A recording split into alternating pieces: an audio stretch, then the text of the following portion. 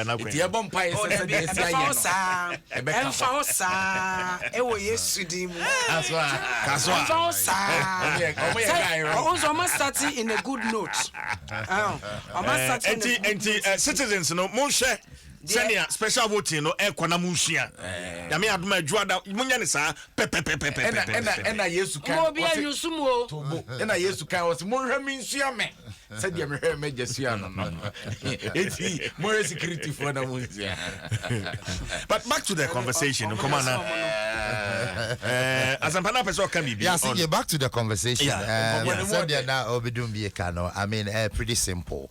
Now or analyze it. I mean, from the human point of view, say, in the interest of peace, said about one was it possible, say, and keep me overlooking your maybe, but legally. Yebeka say the man in question went to court and a court granting a bail and I went to me meet bail conditions legally no you understand and I went to meet bail oh yeah to me the biba then the analysis I mean I know I'm more tears to me the margin and you know I'm enough for processing but as I'm on your Facebook videos we have fresh videos from Tema East constituency and to join me well don't 106.3 FM or Facebook na YouTube na okay there are new videos and to join here as a videos but the youth no so you see now we are discussing normal say if you look at Africa in elections it do elections via yana tension was strong and even Swahara it do election there are some foreign companies or more reps free especially in Africa. Yeah, sure. Because they even caution some of the because over Africa and to be a baby and do na every election and either tribal or religious. But elections they are not dominated by yenim krano yenim ya yenuanum Cote d'Ivoire and then some course on it you do that time now ya na security very alert. It's a mibisa question. They say nanka yentimi train so that they said we are starting now enko iti into the elections and now knowing say already baby a yijina no a hot trokaka is a question.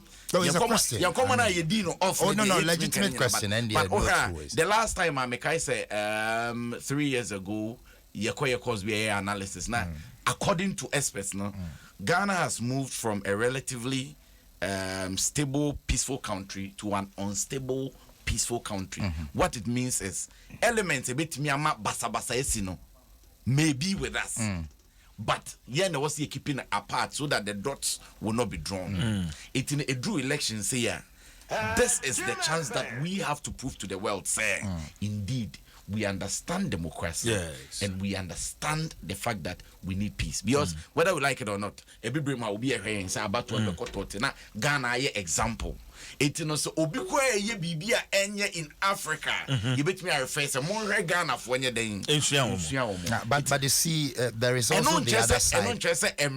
No, but there is also the other side of the coin. But the memory say oh no baby a yigina no enkoye trumroso it we are shase me teni awoka no ase but you see I am metaka asembi say asundwa yankopon de amayen no say eduru miribi na ye taking it for granted na sa record ya set 7 elections gone ni nyina no ye ko na ye free mu soche bibia nsi say take sa asundwa for granted Niama Bejinsemu. Of course, Niawo can the timing for Sa and Semia Air Kosui. I agree with you. But SM Rally. No, I am just asking a question. I'm not saying the timing is right or wrong. So, it may be Nanka Yehra for the sake of Abatona Yebetuninti. That you change Matiami Dudia was say Abatuaninti. Nanka ye twentwe so nanka ye ntema ebi nso ana hwemu koso otie amanfo ne ba kwa wo che se papa ne fi America ba enye ne wa che pa America hokora no enka yetimi ni Interpol collaborate ma papa ne bibi ho no ma yetimi ene ne keka se court ne de mekwa de ne ko na etwen ama ne ba ebe bontoa meka be ye 6 days. That's how we see her. So these are genuine concerns. We still continue with the conversation. Isaac Kamwako, OG Poncho, Ewo Asante Achem North. OG. Hello. Ekoye. Oji Poncho. Yo, CJ. Bako. Yamedu Yeguso. Asante Achim North. Voting center near courthouse agogo. Ehona ujine. Me pacho me courthouse is here. Sabi me wo Asante Achim Central. Okay.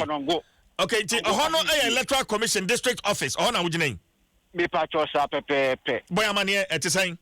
Oh, hadi ube pimu hanoma send ye wa unim dada no police for ne central for mugu ahoboso a mo abam de o ma hyase but no so pepe ade electoral commission omo tam no ose no so pepe na omo so de abato no course no CCA no obobe 30 voters na say obobe 30 cassettes na omaka so mutu a do say ya sundio kwa no so no those for the donor about to aba omoko and after so Jeff only be so but be almost in akonya say omudi wo no so aba to aba now o share number of voters now omo Asante Achim Central now omo 435 and then the year say special voting no obi aba to na ba jojo ama asundia de aba na uba no pim one ma police agents for NDC hano ba hano ma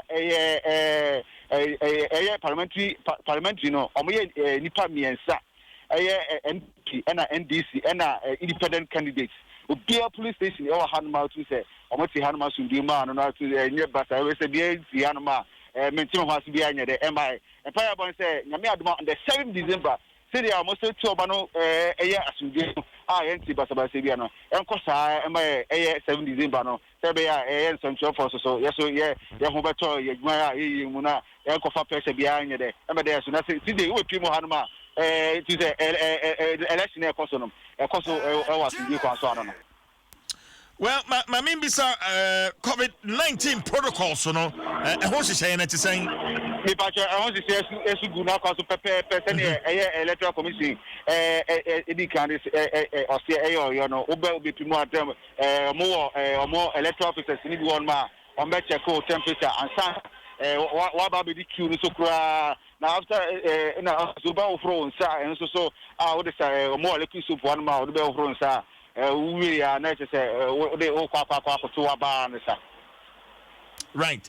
And Jarape yaka say the turnout no it's quite encouraging per amania de boy uji sa pepe na okopiom so Asante Achim North so nipa dodo a ye hwe nu say o me ba be to aba no 432 Asante Achim North and also manya na say hono so abato no so kwaso bia ne sa yenti binti wa kan bia hono ma obi a police officers and say military officer and say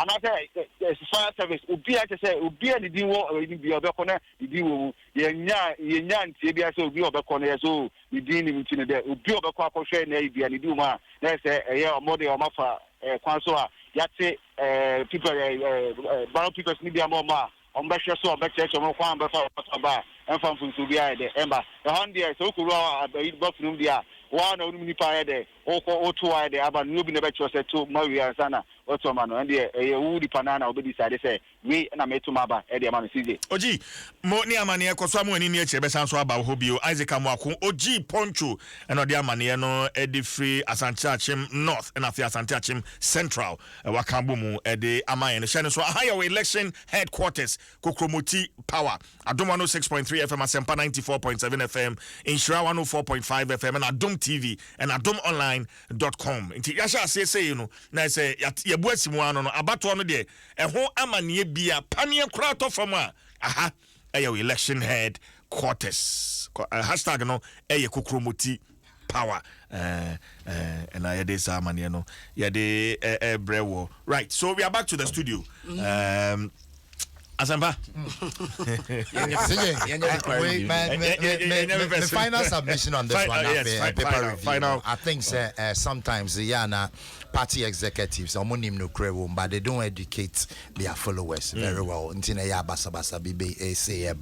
Now, Bill Bond, I mean, our legal counsel at the end of the day, to me, secure the Bill Bond and secure. There was some the man will come out. They should move in there na a chita for my massive wo ebezo they should explain to them. It's surprising a man of his caliber no went to me meet the bill. It's surprising. Yes, you can watch ya. I know say. You can watch ya for to asma me. What's ya? Okay, you watch ya go surprising. Oh, kono na onim say bad. When you said that you want to na no angelo bi nim die onya ne bill krawie no wasa da ho be 4 days meboa sana okroba you see enti bill no ne but I was say party executives any party no womutimi organize na womutumi eye sa bill no hu bibi ekoyi papa no ede ne ba no beto na dwuma so if say we de nya bibi asa bi ya sentence no ana bibi etesa say womutimi emiti bill requirement na wobeba ama enkopim 7th na so ogina mu apart from that wo hwe nipa na omuye dede ene wo mo buafu wo mo hye kobo masem nyina ne say ye candidate obi ama abonte meka say me papa ni ana me ni ana me beni they are crying more than they believed. Yes. But definitely season time a woman you don't expect say Rebecca say yachimi kunu ana yachimi CJ what are you talking about? Candidate just a jama obi be comment to come asem na make an me bu mo be ntimunti yate ase me bu mo be ana ke champa man safo adu obi dum ye kwakwa du kumi na ami ni asempa what is man panyi say man panyi na da mahama wonsuru nyame daily guide ani mo hono wonsuru nyame wan and go tran Ghana what is that graphic so easy for say and then one more expect 100% turnout it's possible mon soirée mo san ba bio election headquarters ye gusu ye tim sa and my eyes and my men ko di fufu mara no chere say